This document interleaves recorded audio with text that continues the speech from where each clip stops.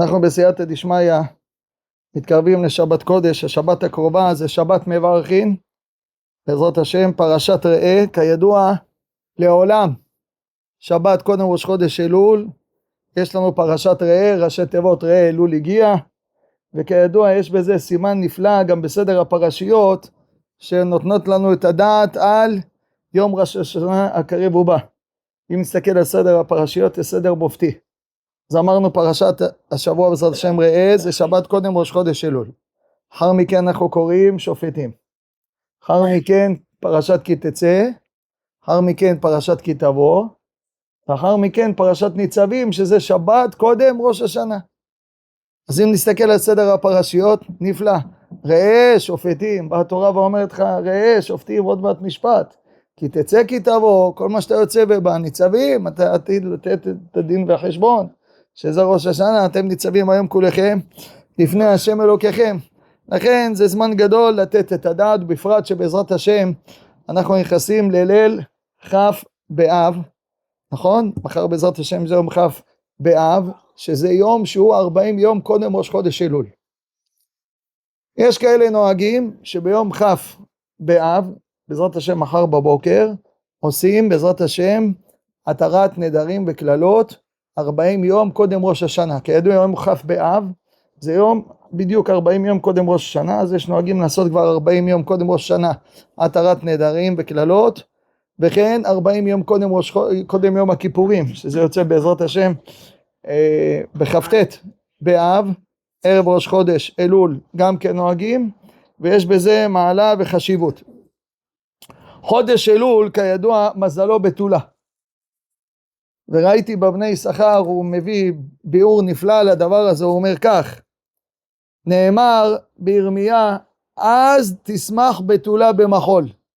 אז מביא הרב בני יששכר בשם החכמים, אומר אז תשמח בתולה, היינו רמז לחודש אלול אשר מזלו בתולה, הנה תשמח במחול, כשימחול השם יתברך עוונותיהם של ישראל, אז תשמח בתולה. זה חודש אלול שהוא מזל בתולה, במחול שהקדוש ברוך הוא מוחל עוונותיהם של ישראל. כי ידוע שחודש אלול הוא חודש של רחמים גדולים, חודש הרחמים והסליחות, וכידוע גם כן קצת על פי הפנימיות של הדברים, שחודש אלול כמו שמובא הוא רומז כנגד החותם, שזה עניין של להוריד את אחרון אף, שחודש אלול הוא חודש הרחמים, שבחודש הזה יש הרבה רחמים על ישראל ויש בזה הרבה טובות. לכן בעזרת השם אנחנו גם מתחילים באמירת סליחות בחודש אלול.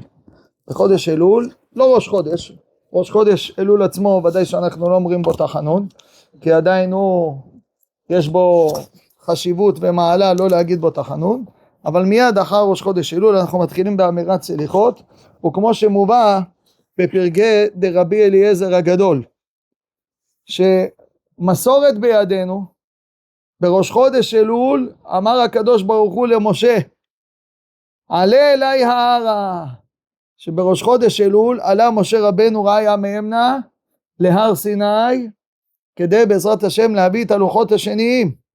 מסורת בידינו, מתי עלה? רמי, מתי עלה? מסורת בידינו, אומר הפרקי רבי אליעזר, מתי? בראש חודש אלול. עלה משה רבנו, והעבירו שופר בכל המחנה, שידעו שמשה עולה להר. על כן באמת תקנו חכמים שתוקעים בראש חודש אלול, מתחילים לתקוע בשופר. וגם כן אומר הרב, ולאחר 40 יום שהיה משה בהר סיני, לקח את התורה וירד בעשור לחודש השביעי, עשור לחודש י' לחודש השביעי תשרה, ביום הכיפורים. משה רבנו ראיה מאמנה ירד ביום הכיפורים בעשירי לחודש, חודש תשרה, והנחילה לישראל לכל כל העם. ובו ביום העבירו שופר בכל המחנה, שיצומו כל העם מאיש ועד אישה, מגדול ועד קטון.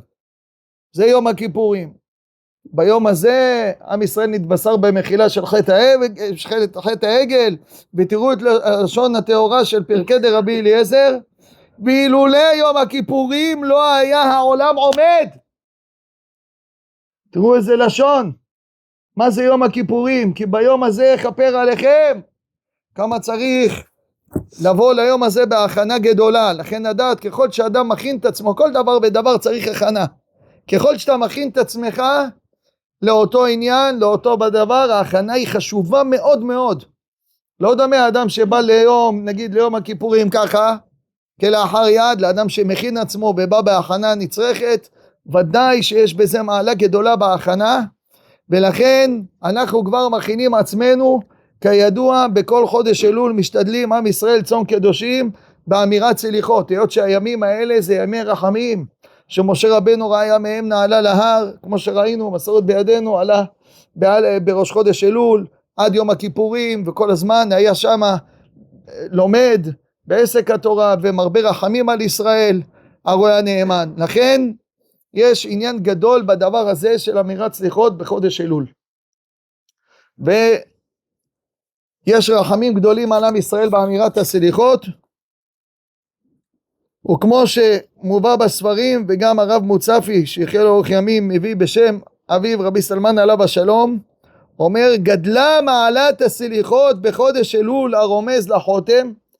זה עניין קצת קבלי, שכידוע שהחודשים רומזים לכל מיני איברים בעניין של הפנים של האדם, רמזים בזה, וחודש אלול רומז לחותם, וזה רמז שהוא משיב חרון אף מהעולם.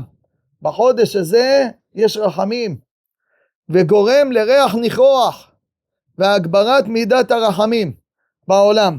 גם עוד מובא בספרים הקדושים בעניין הזה של הרמז לחותם בחודש אלול, שזה גם כן רמז לעניין של חודש שיש בו יראת שמיים, כי יראת השם תלויה בחותם שבו חוש הריח, כדכתיב בישעיה ועריכו ביראת השם.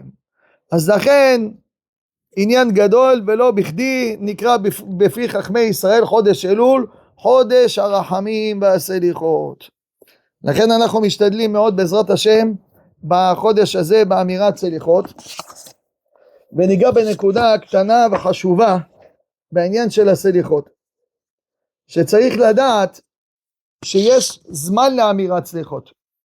יש עת רצון שבו אומרים סליחות. למה אני אומר את זה? כי כידוע שצריך להיזהר מאוד לא לומר סליחות בחצי הראשון של הלילה, אלא רק להגיד סליחות מחצות הלילה ואילך. ויש אנשים שלא בכוונה עושים, לא יודעים, אבל קצת אם ילמדו, אנחנו לא מבינים בזה, אבל קצת ללמוד קצת את פנימיות התורה, להאמין שזה ודאי לא נכון לעשות סליחות בזמן שלפני חצות הלילה, שהזמן הזה הוא זמן של דין. הזמן הראשון של הלילה כידוע זה עת דין, אז זה לא נכון לבוא בעת הדין לבקש סליחה. להבדיל אלפי הבדלות, להבדיל מיליוני הבדלות. אדם עכשיו איזה בר רוצה לדבר עם איזה מישהו שאני יודע איזה מנהל, אני יודע מישהו שהוא צריך ממנו משהו, ואם עכשיו להבדיל אומר לו החבר שלו בוא'נה ראיתי אותו היום, עזוב, זה לא היום שלו, אל תבוא היום, עזוב, בוא בזמן אחר. נכון?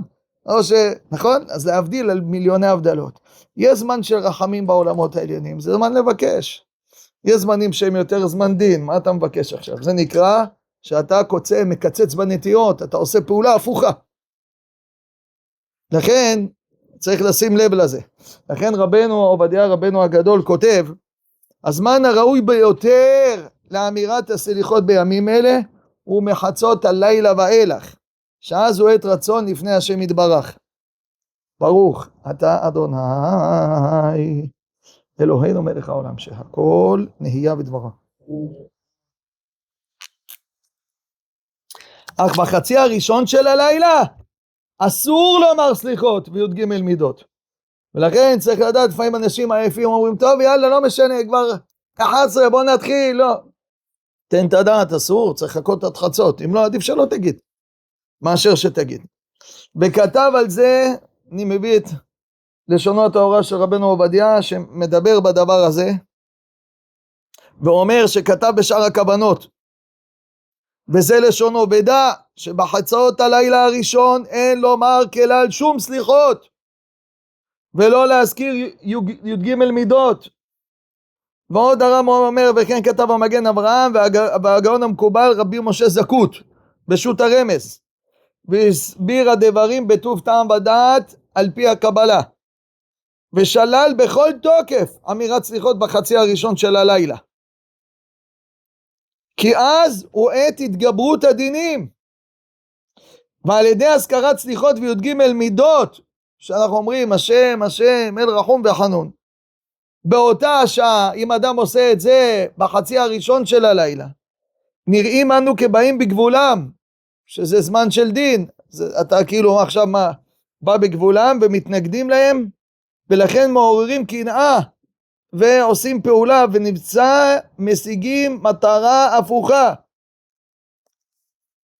ולכן אומר הרב, אחרי שמעריך בזה כיד השם הטובה עליו, והמנהג שנהגו בקצת מקומות לומר סליחות בתחילת הלילה הוא מנהג רע, ואמר השתקע הדבר ולא יאמר, לא טוב הדבר הזה, וראוי לגדולי הדור לגעור בהם ולבטל מנהגם שאין לו משען ומשענה.